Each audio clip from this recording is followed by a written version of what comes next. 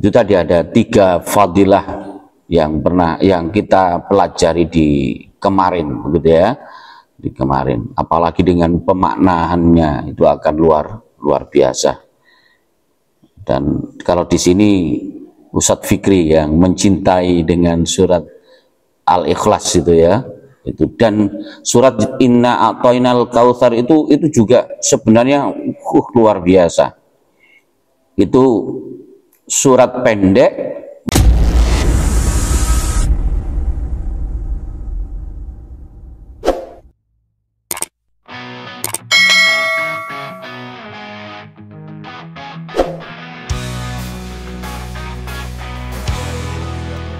Mari kita sholat, mari mencari kemenangan bersama Masjid Ar-Rumi. Kita sholat berjamaah, gerakan sholat berjamaah bersama Masjid Ar-Rumi, mencari ilmu agama agar kita bahagia dunia dan akhirat.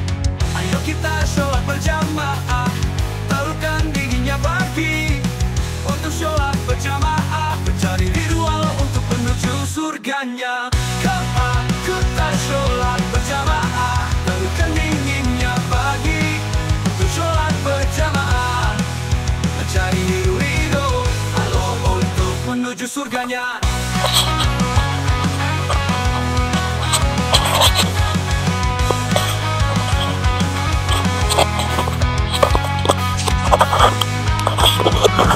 Kita sholat, mari mencari kemenangan bersama Masjid Ar-Rumi. Kita sholat berjamaah, gerakan sholat berjamaah bersama Masjid Ar-Rumi, mencari ilmu agama agar kita bahagia dunia dan akhirat. Ayo kita sholat berjamaah, taruhkan dinginnya pagi untuk sholat berjamaah, mencari ritual untuk menuju surganya.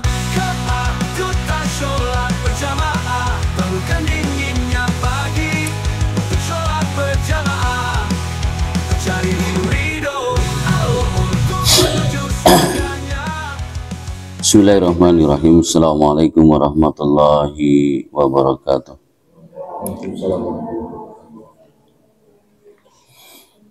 Innal hamdalillah nahmaduhu wa nasta'inuhu wa nastaghfiruh wa na'udzu billahi min syururi anfusina wa min sayyiati a'malina. May yahdihillahu fala mudhillalah wa may yudlil fala hadiyalah. Asyhadu an la ilaha illallah wahdahu la syarika lah wa asyhadu anna Muhammadan abduhu wa rasuluhu ma ba'du. Puji syukur kehadirat Allah SWT. Di kesempatan yang berbahagia ini kita bisa sholat berjamaah dan melanjutkan belajar bersama-sama dalam rangka untuk meningkatkan keimanan dan ketakwaan kita kepada Allah SWT. Salawat serta salam mudah-mudahan tetap tercurahkan pada baginda Rasulullah SAW. Jamaah sholat subuh yang dimuliakan oleh Allah, pekan kemarin kita sudah memulai untuk belajar bersama-sama berkenaan dengan surat Al-Ikhlas yang kemarin kita mencoba untuk menyampaikan tentang asbabun nuzulnya. Lalu kita menyampaikan fadilah dari membaca surat Al-Ikhlas, yang di situ disampaikan bahwa sebab turunnya surat ini, surat Al-Ikhlas ini adalah pada saat seseorang bertanya kepada Nabi, orang-orang musyrik berkata kepada Nabi Sallallahu Alaihi Wasallam untuk menggambarkan bagaimana tentang Tuhan yang dianut oleh Rasulullah, dan Allah menjawab dengan surat Al-Ikhlas itu tadi. Lalu keutamaan juga ada 3 hal kemarin. Paling tidak kita membaca dengan baik, membaca dengan belajar berupaya untuk memaknainya, maka disitulah muncul sebuah rasa cinta kepada Allah SWT, dan bisa juga menjadi wasilah untuk masuk surga. Dan yang terakhir adalah sepertiga dari Al-Quran pada saat kita membaca surat Al-Ikhlas. Untuk pagi hari ini kita mencoba untuk belajar bersama-sama mengenai tafsir dari surat Al-Ikhlas ini. Ayat yang pertama berbunyi, Bismillahirrahmanirrahim. Qul huwallahu ahad. Qul, katakanlah, Dia Allah ahad, yaitu Maha Esa. Qul, katakanlah, huwallahu ahad. Dia Allah Maha Esa. Ketika orang-orang Yahudi mengatakan kami menyembah Uzair, anak Allah, disampaikan Uzair ini adalah anak Allah. Orang-orang Nasrani juga mengatakan kami menyembah Isa, juga begitu. Isa itu anak Allah. Orang-orang musyrik juga menyampaikan kami menyembah berhala. Maka Allah menegaskan bahwa di ayat itu Allah itu, ya, Dia Maha Esa. Maha Esa di sini adalah tunggal, ya. Dia Allah yang Tuhan yang satu, yang tiada tandingannya, tiada lawannya, juga tiada sekutu baginya. Kata ahad di sini terambil dari akar kata wahdah yang artinya kesatuan. Juga kata wahid yang berarti satu, berarti satu. Nah, kata ahad dalam ayat ini berfungsi sifat Allah, yang artinya Allah memiliki sifat tersendiri yang tidak dimiliki oleh selain Allah SWT. Bahkan di situ menurut Sayyid Qutb, Qul huwallahu ahad merupakan lafal yang telah halus dan lebih lembut daripada kata ahad, gitu ya. Sebab ia menyandarkan kepada makna wahid, bahwa tidak ada sesuatu pun selain Dia bersama Dia. Jadi tidak ada mendampinginya. Tidak ada Allah satu, Allah dua, Allah tiga, tidak ada di sana. Jadi bahwa tidak ada sesuatu pun yang sama dengannya. Jadi ini adalah ahadiyatul wujud, keesaan wujud. Karena itu tidak ada hakikat kecuali hakikatnya. Makanya ya, kita sebagai seorang yang beriman meyakini adanya Allah, keyakinan itu dikuatkan dengan bahwa Allah tidak ada sekutunya. Dan kita dinyatakan sebagai orang yang musyrik, ya, orang yang melakukan kesyirikan pada saat kita menduakan, gitu ya. Sudah ada Allah, masih mengakui Tuhan-Tuhan yang lain. Itu ayat yang pertama. Ayat yang kedua, Allahus Somad. Allahus Somad. Allah adalah Tuhan yang bergantung kepadanya segala sesuatu. Artinya Allah itu tempat bergantung. Tidak ada lain kecuali kepada Allah. Makanya kita berharap diminta untuk menghindari kalimat atau kata-kata kalau bukan karena gitu ya, kalau bukan karena Pak Basuni gitu ya, kalau bukan karena Ustadz Fikri, kalau bukan karena jadi menyebut manusia gitu ya. Atau mungkin kita menyampaikan ya ini karena si fulan, ini karena si fulanah tadi.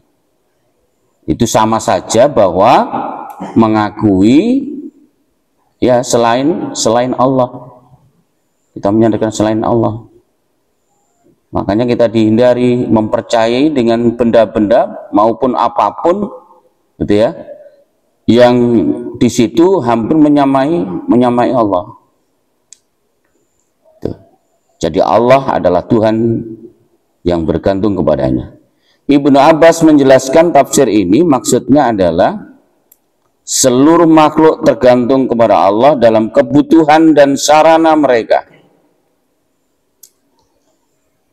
Dialah Tuhan yang maha sempurna dalam perilakunya, maha mulia yang maha sempurna dalam kemuliaannya, maha besar yang maha sempurna dalam kebesarannya.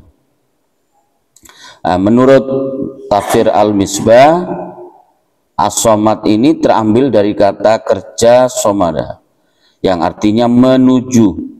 As-Somad merupakan kata jadian yang artinya yang dituju.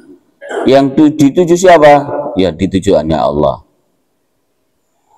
Hanya Allah. Jadi kalau sudah membaca yang kedua ini ya meyakini bahwa tidak ada lain tempat untuk meminta pertolongan.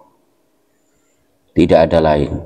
Bukan karena keris yang dipajang di rumah, bukan karena benda sesuatu yang kita yakini itu membawa kebaikan, tidak ada.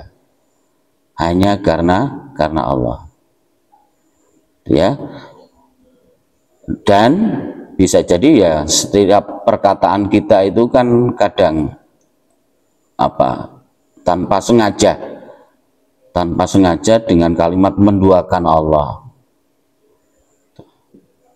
Dan yakinlah bahwa semuanya adalah juga rencana Allah.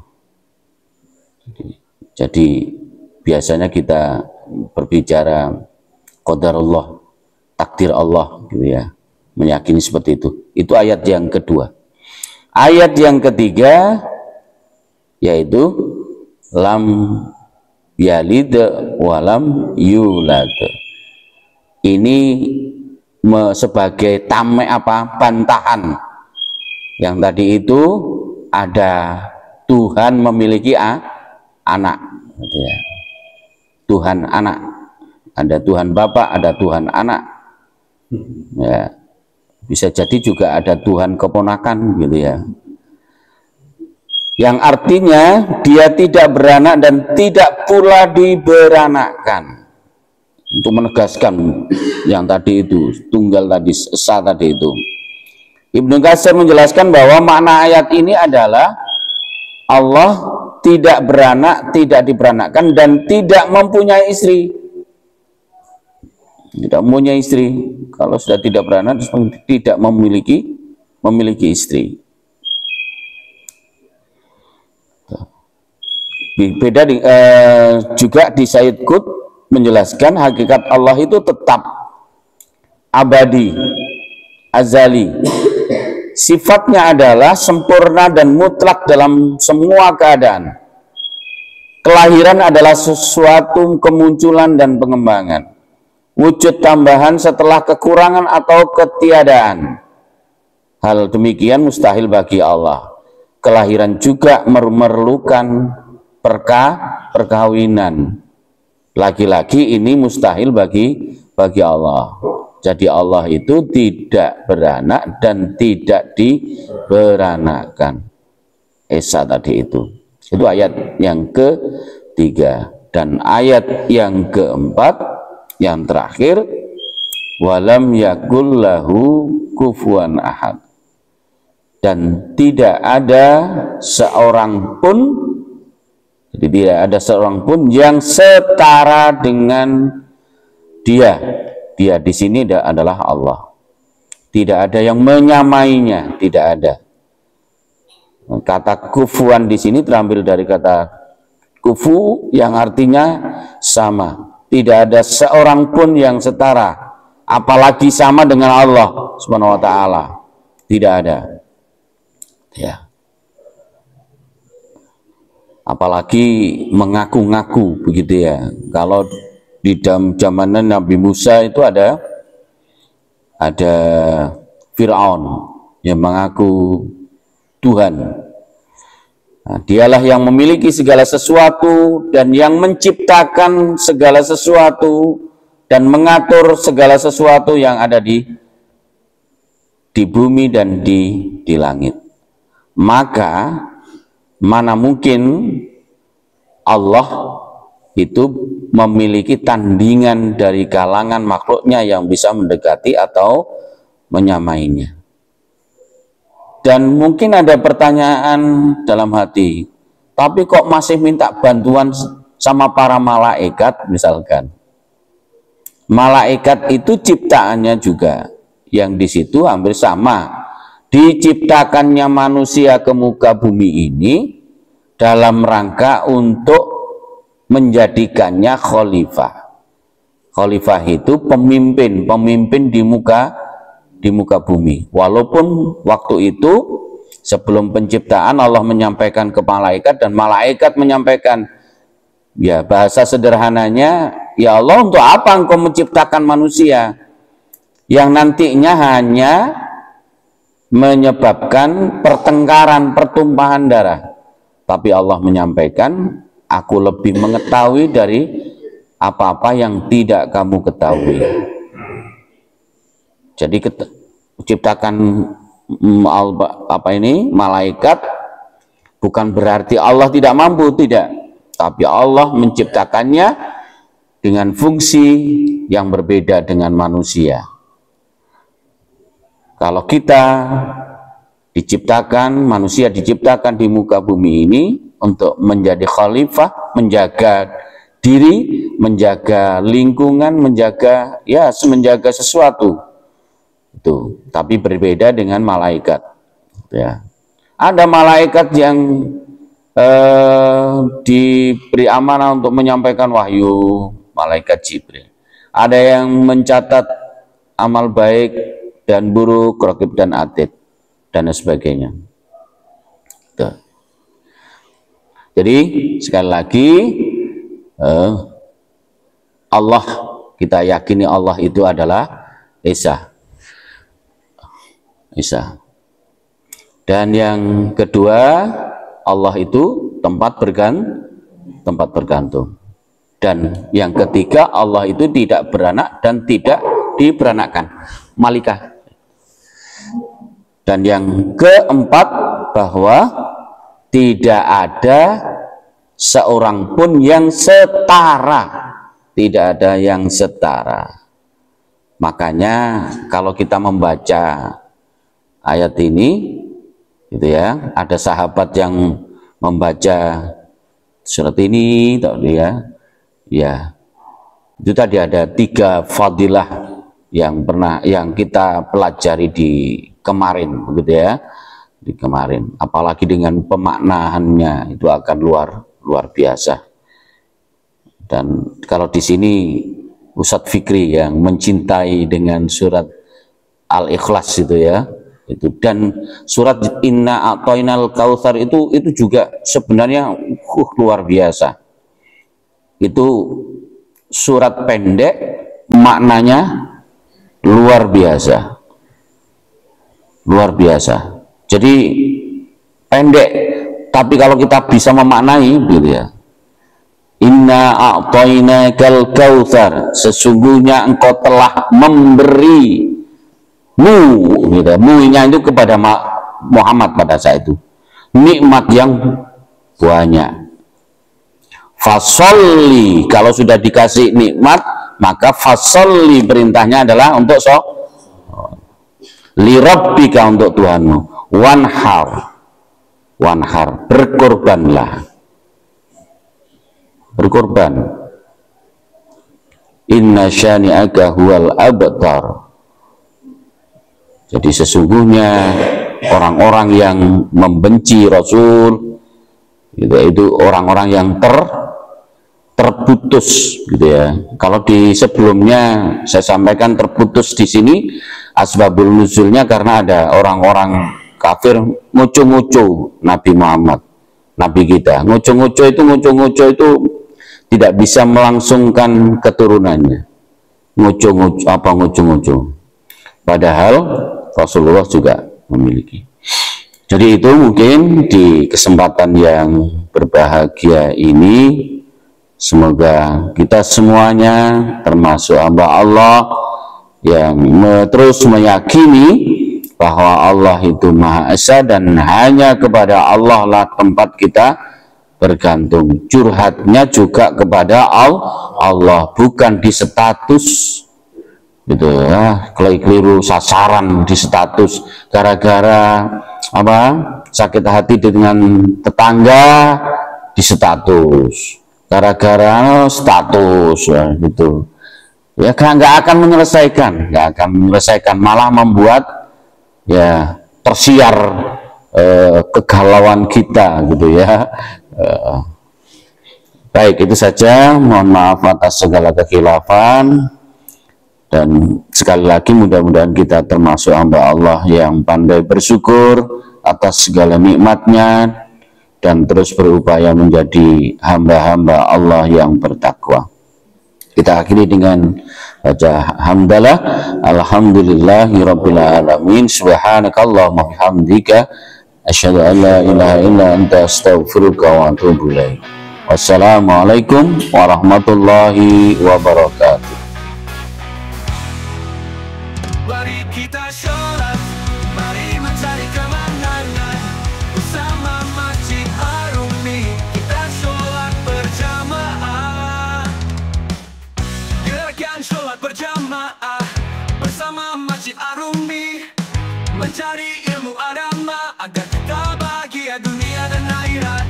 Ayo kita sholat berjamaah, taruhkan dinginnya pagi untuk sholat berjamaah, mencari ridwan untuk menuju surganya. Kita sholat berjamaah, taruhkan dinginnya pagi untuk sholat berjamaah, mencari ridho Allah untuk menuju surganya.